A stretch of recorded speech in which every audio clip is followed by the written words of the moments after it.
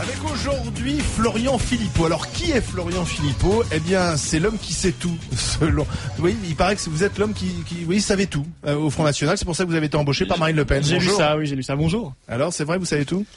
Ah bah je sais tout, non, bien sûr que non, mais j'essaie de participer à la campagne le mieux possible, oui, d'aider Marine Le Pen. Vous êtes le directeur de la stratégie au Front National. Alors très exactement, directeur stratégique de la campagne de Marine Le Pen, voilà. Mais que fait un énarque avec Marine Le Pen ? Bah, je suis énarque, mais je suis d'abord et avant tout militant. Voilà, je défends mes idées. J'ai retrouvé en Marine Le Pen un projet présidentiel, un projet d'espérance qui me convient parfaitement, et je suis là pour l'aider. Alors après que j'ai fait l'ENA et j'ai fait HEC aussi d'ailleurs. Ouais, mais enfin, je pense que ça peut être utile aussi. À critiquer, à dénoncer l'énarchie qui est responsable de tous nos maux. Alors tout d'un coup, on retrouve un énarque à côté de Marine Le Pen. On se dit, mais finalement, Marine Le Pen est comme les autres. Non, je ne crois pas, parce que vous savez, c'est une question d'état d'esprit. Moi, je pense être un esprit libre. Voilà, j'ai fait l'ENA, mais je suis un esprit libre. J'ai pas été formaté dans les écoles du pouvoir. Vous êtes un énarque repenti ? Non, même pas. Non, je suis juste libre. Voilà. Quand vous regardez dans une promotion, la HEC ou l'ENA, vous avez, peut-être 90% des gens qui ont voté oui, par exemple, à la Constitution européenne. Pas moi. Voilà. J'ai pas voté oui. Vous êtes le vilain petit canard de l'ENA. Ben, si vous voulez, enfin, en tout cas, non, je pense d'ailleurs qu'il y en a d'autres qui sont comme moi, mais qui n'osent peut-être pas faire ce que j'ai fait, parce qu'il faut un certain courage aussi pour s'engager. Ouais. Que vous disent d'ailleurs vos camarades de promo ?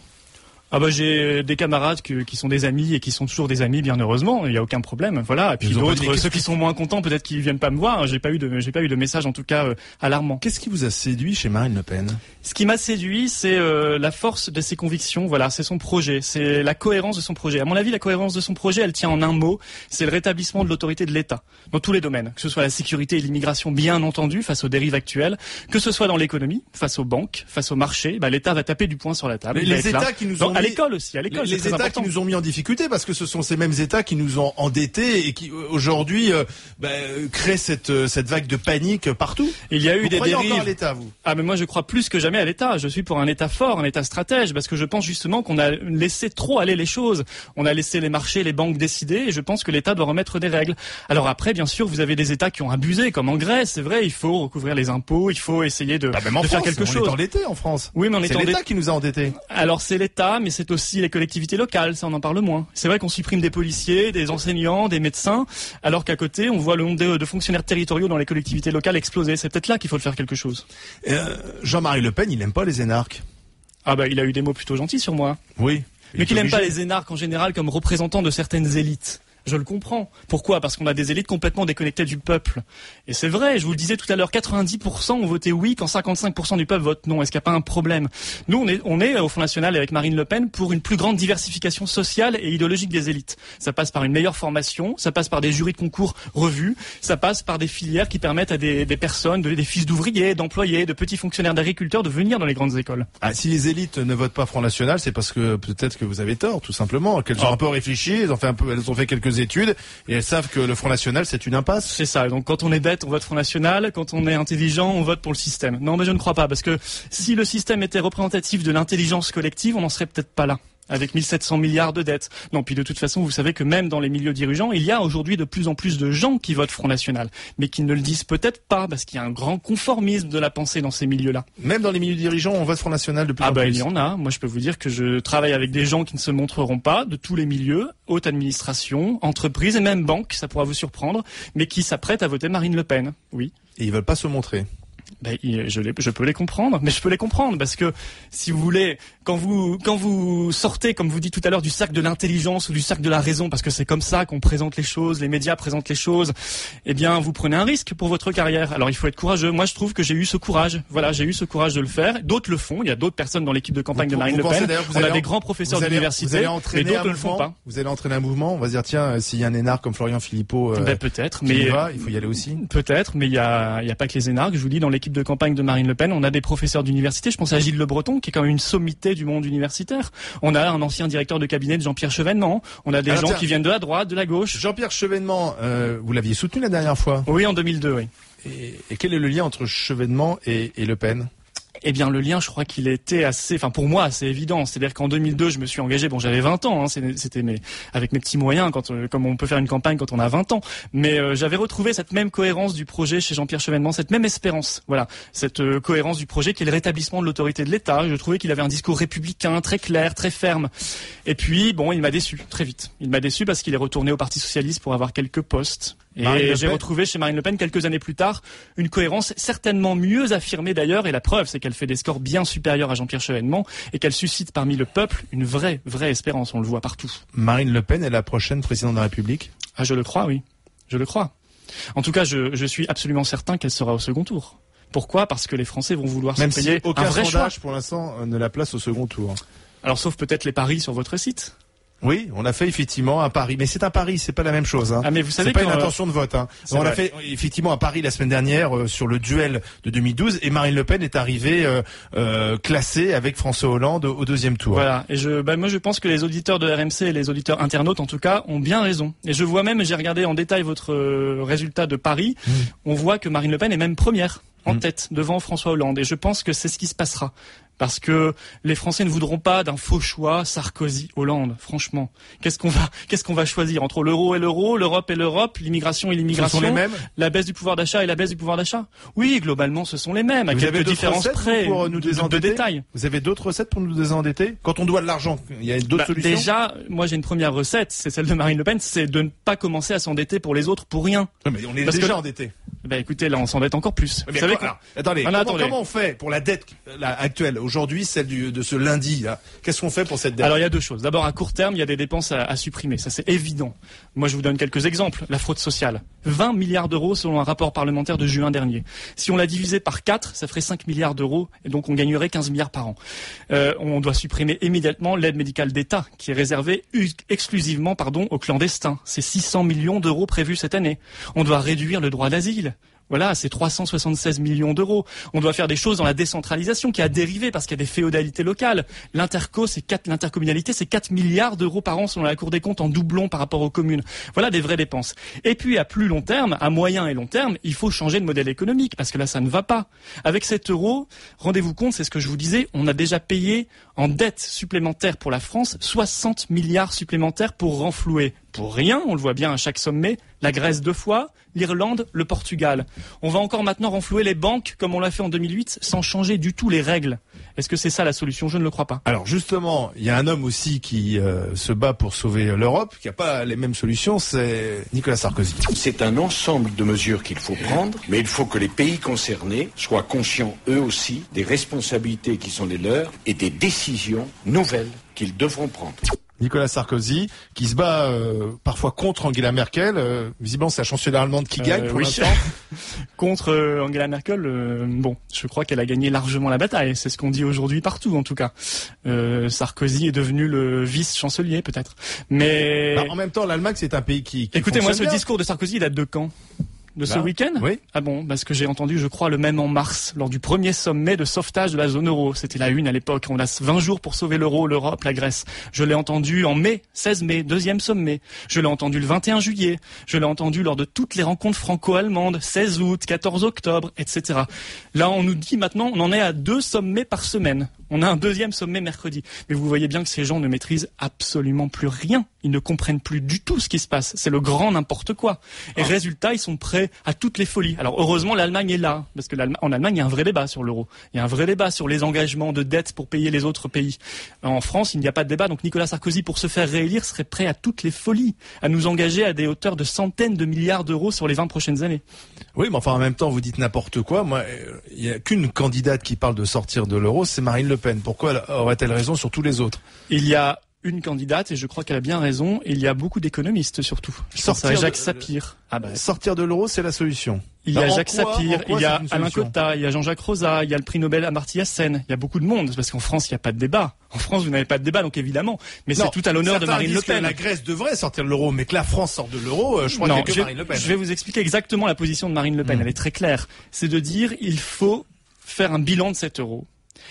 Manifestement, ça ne marche pas. On voit bien que tous les pays de la zone euro tombent les uns après les autres comme des dominos. Ça fait 10 ans qu'on a le moins de croissance dans le monde. Certains ici. Marchent, hein. Ah bon, lesquels? Les Pays-Bas, c'est un pays qui est plutôt bien, qui a l'euro. L'Allemagne se porte mieux que nous. L'Allemagne, on annonce un fort ralentissement déjà. Et vous savez, les gens sont extrêmement remontés là-bas. Il y a plus de 60% des Allemands qui ne veulent plus payer. Et il y a même aujourd'hui, c'est la première fois que ça arrive, une majorité d'Allemands, 54%, qui veulent sortir de l'euro. Donc l'euro ne marche pas. Parce que là-bas, il y a un débat. Non, mais alors Marine dit quoi? Elle dit il faut faire un bilan et mettre fin de manière concertée avec nos partenaires européens, progressive bientôt. Bien sûr, on n'est pas complètement fou. On est seul à vouloir mettre fin à cette expérience malheureuse, cette expérience désastreuse de l'euro. Elle irait convaincre. Donc si elle était élue président de la République dans 6 mois, elle irait convaincre Madame Merkel, Monsieur Zapatero, Monsieur Berlusconi, les autres, qu'il faut sortir de l'euro. Écoutez, moi je pense déjà dans 6 mois où en serons-nous ? Est-ce que vous êtes certain que l'euro existera encore ? Vous voyez où vont les choses ? Non, ce qu'elle dit, c'est qu'effectivement, il faut le faire ensemble, parce qu'on ne peut plus continuer comme ça. Quelle est la solution alternative ? On continue à payer ? Des centaines de milliards ? On va tous perdre notre triple A ? On va tous se voir dégrader ? En sortant de l'euro, il faudra quand même... Il n'y a pas de solution dans ce système, il n'y a plus de croissance. Mais même si on sort de l'euro, il faudra quand même qu'on rembourse nos dettes. Mais pas les dettes des autres en tout cas.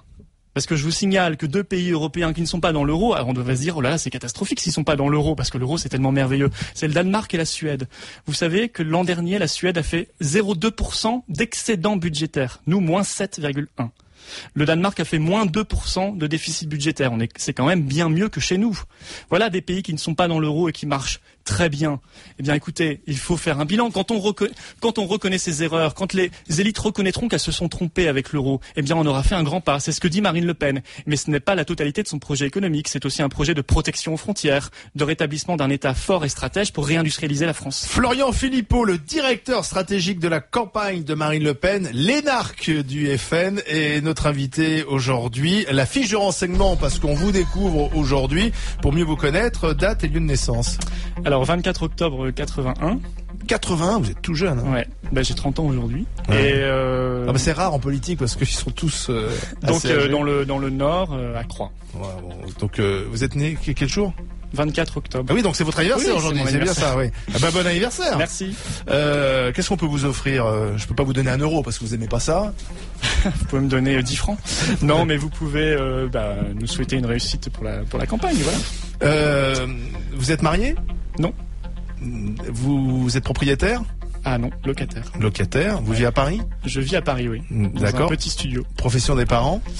Instituteur, mon père directeur d'école primaire dans le public. Ah, il votait dans à le gauche. Nord. Dans le Nord. Une réaction contre les parents ? Je ne suis pas certain qu'ils aient toujours voté à gauche, non. Ils ont dû voter gaulliste. Et en 2012, vous votez pour qui ? Marine Le Pen. Florian Philippot, dans les liens à côté de Marine Le Pen. Avant d'écouter la bande-son de l'actu, un mot quand même sur ce qui se passe en Tunisie et en Libye. En Tunisie, on attend le résultat des élections. On dit que le parti islamiste ou musulman serait en tête. Et puis en Libye, le président du Conseil national de transition a d'ores et déjà dit que la charia allait être la nouvelle loi de la Libye. Ça vous inquiète ? C'est très inquiétant, oui. D'ailleurs, en Tunisie, on a déjà les résultats sur les Tunisiens de l'étranger. On a 8 islamistes sur 18, donc quasiment la moitié. C'est très inquiétant. Ça valide d'ailleurs ce que disait Marine Le Pen. Et encore une fois, seule, parce que vous disiez sur l'euro, elle est seule, enfin là aussi. Et là, je pense que tout de suite, on a compris qu'elle avait raison. Vous regardez les dictateurs ? Non, mais quand vous regardez en Libye, qu'on a soutenu, qu'on a financé, qu'on a mis au pouvoir le CNT, qui a d'ores et déjà déclaré que la charia serait la loi appliquée en Libye. Hier, je ne sais pas si vous avez vu les images, il n'y avait pas une femme sur les tribunes. Comme ça, les choses étaient claires. Qui a rétabli la polygamie, qui avait été supprimée. Bon, on a quand même une dérive très nette vers un régime islamiste. La charia, c'est quand même, ça fait peur. C'est pas pour ça qu'on a souhaité une révolution soi-disant démocratique. Ça n'est pas pour ça. Marine Le Pen a toujours prévenu. Elle dit que les peuples, évidemment, doivent se libérer et qu'il est toujours préférable qu'il y ait la démocratie. Mais on ne doit pas soutenir n'importe qui. D'autant que je vous signale, on l'a appris ce matin, que cette guerre en Libye a coûté à la France, et rien que pour la France, 300 millions d'euros. Est-ce que c'était le moment en pleine crise de la dette ? Je ne le crois pas. La bande-son de l'actu, écoutons votre patronne. J'aurais préféré que cette petite fille porte un prénom français plutôt qu'un prénom italien. Je pense que quand on est président de la République, on peut, française, il m'apparaît comme un signal fort de donner à son enfant un prénom français, oui. C'est mon côté patriote. Alors Julia, ça ne va pas. Marine a émis une préférence et j'avoue que je la partage. Ah bon ? Oui, le chef d'État, le président de la République française.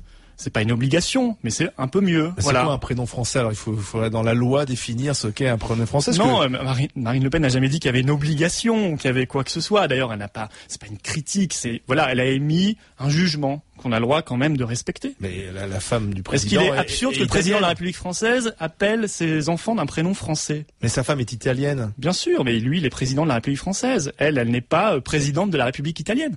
Voilà. Je crois que ça peut se défendre et ça peut se comprendre et je pense que beaucoup de vos auditeurs le comprendront. Impuissant à régler la crise, voilà que Nicolas Sarkozy s'en fait un argument de la crise pour justifier une nouvelle candidature. Pour entrer à l'Élysée, il faudrait en sortir. En sortir, il en sortira. Mais pour rentrer, ce sera une autre affaire. Alors lui aussi a fait l'ENA, François Hollande, c'est l'état de grâce. Hein. Là, il marche sur Oui, les on a eaux. le même parcours, il a fait HEC et l'ENA d'ailleurs. Ouais, exactement. Et alors François Hollande? Oui, l'état de grâce, bien sûr, c'est normal. Pourquoi c'est normal? Parce qu'on sort des primaires. Il vient d'être désigné, il vient d'être élu, donc c'est tout à fait normal, mais ça se tassera très vite tout ça. Écoutez, François Hollande, moi qui peut y voir une espérance. Enfin, il a été 10 ans ou même 11 ans premier secrétaire du Parti socialiste. Dans tous ses discours, il ne cesse de faire référence à Mitterrand et Jospin. Excusez-moi, mais c'est pas, en tout cas pour un jeune comme moi, c'est pas un projet d'avenir.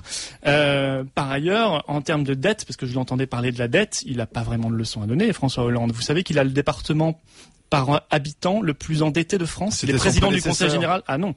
Depuis qu'il est président du Conseil général de Corrèze, la dette a explosé de 26%. Il a offert des iPads à tous les collégiens de son département en 2010. Ça a coûté 1,6 million. Est-ce que c'est une priorité à l'heure actuelle? Je ne le crois pas. Lorsqu'on est candidate à l'élection présidentielle, on peut confondre François Lamy et Pascal Lamy? Oh, ça peut arriver, vous savez, parfois on est un peu plus fatigué, on peut se tromper. Mais en même sérieux, parce que derrière, Marine Le Pen a fait tout un raisonnement, Pascal Lamy, ancien patron de l'OMC, qui conseille Martine Aubry. Mais je vais vous dire, c'est que tout était faux. Je vais vous dire, tous ces gens-là, ils sont tellement interchangeables, d'ailleurs que ce soit entre l'UMP ou le PS ou à l'intérieur, qu'on finit par se tromper. Voilà. En plus, quand ils ont le même nom, moi je suis désolé, peut-être que pendant la campagne, je vais me tromper, je vais confondre Nicolas Sarkozy et François Hollande, ça va m'arriver, j'en suis désolé déjà par avance, voilà. Mais moi, ce qui m'intéresse aussi dans cette histoire, c'est l'exploitation qui en a été faite. Parce que lorsque le président Sarkozy a fait une conférence de presse en juin sur la dette, qu'il a dit que la dette de la France était de 1500 milliards d'euros, alors qu'elle est juste de presque 1700 milliards d'euros. Il s'est tout de même trompé de 200 milliards. C'est quand même 3,5 fois le budget d'éducation nationale. J'ai pas vu une seule personne pour le relever. Alors que c'est lui le chef d'État et qu'il est censé gérer le problème de la dette en pleine crise.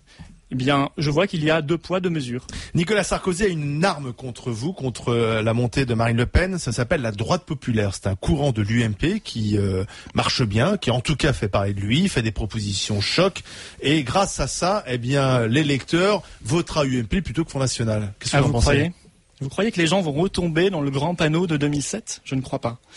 Non, la droite populaire, c'est une opération de communication qui a certainement d'ailleurs été montée dans les couloirs de l'Élysée par quelques stratèges en communication. C'est une agence de publicité mensongère, voilà, on en fume, on sort des mesures à 6 mois de la présidentielle. D'ailleurs, ces gens-là, ces députés-là ne sont jamais suivis par le gouvernement, mais c'est pas grave. Je vous signale qu'ils sont contre l'immigration, mais que Nicolas Sarkozy, en 2010, a fait 203 000 immigrés légaux entrés en France. C'est 80% de plus qu'en 2000 sous Jospin. Est-ce que les électeurs de Sarkozy l'ont élu pour ça? Je ne crois pas. Mais la droite populaire a voté ça. La droite populaire, elle est pour la souveraineté nationale, mais elle vient de voter tous les plans de renflouement pour la Grèce, l'Irlande, etc., qui ne servent strictement à rien. Elle a soutenu le traité de Lisbonne, qui est quand même l'inverse de la souveraineté nationale. Elle est pour la sécurité, mais elle supprime tous les ans, en votant le budget de Nicolas Sarkozy, 3000 postes de policiers et de gendarmes. Voilà, l'arnaque électoraliste est démontrée. Les gens ne retomberont évidemment plus dans le panneau cette fois-ci, parce que le bilan de Nicolas Sarkozy est épouvantable et que les mots et les discours ne suffisent plus. Florian Philippot, c'est vrai que le Front National, comme à chaque fois, a du mal à récolter les 500 parrainages nécessaires pour se présenter à l'élection présidentielle? Ou est-ce que c'est toujours le même cinéma qu'on nous fait au FN? Oh là là, c'est difficile, et finalement on y arrive? Non, mais moi j'étais comme vous, c'est-à-dire que je connais ce parti depuis finalement assez peu de temps et je ne savais pas si c'était du cinéma ou si c'était vrai, et maintenant je sais que c'était vrai. Je sais que c'était vrai. Et je sais que là, on est encore loin de l'échéance. Voilà, on travaille, on est à fond mobilisé sur le terrain. Je ne sais pas. Très honnêtement, je ne sais pas. Il y a une cellule qui fait que ça, voilà, il y a des gens qui travaillent. Il y a une pression sur les élus. Mais c'est pas facile. Il y a une pression sur les élus. Évidemment. Il y a une très forte pression sur les élus. Et puis, on utilise toutes les armes. On utilise l'intercommunalité aussi. On utilise les subventions du conseil général, du conseil régional. Ça n'est pas très démocratique. Ça n'est même pas du tout démocratique et pas du tout républicain. Il faut évidemment réformer ce système. Il faut soit que les parrainages ne soient plus publics comme c'était le cas avant, soit qu'on abaisse le seuil, soit qu'on trouve un autre système. Mais on ne peut plus continuer comme ça. Un parrainage public, en même temps, c'est la transparence. Pourquoi l'élu devrait être protégé dans l'anonymat s'il a envie de soutenir Marine Le Pen par une signature pour X raison? Pourquoi le cacher? Ce serait tout à fait vrai ce que vous dites. Si on était pas caché aujourd'hui, vous êtes là dans une radio, bien sûr, et vous parlez en votre nom. Non, mais ce que vous dites est tout à fait vrai. Si on était réellement dans un système totalement démocratique et républicain. J'ai l'impression que ce n'est pas le cas. Si les élus pouvaient s'afficher en toute transparence parce qu'ils ne craignent rien, parce qu'ils ne craignent pas de perdre une subvention, alors il n'y a pas de problème. Mais puisqu'ils craignent de perdre une subvention, alors il faut changer le système, il faut s'adapter à ce problème démocratique. Florian Philippot, merci d'être venu dans les grandes gueules. Merci à vous. L'énarque du FN, ou de Marine Le Pen plutôt, puisque vous êtes son directeur stratégique.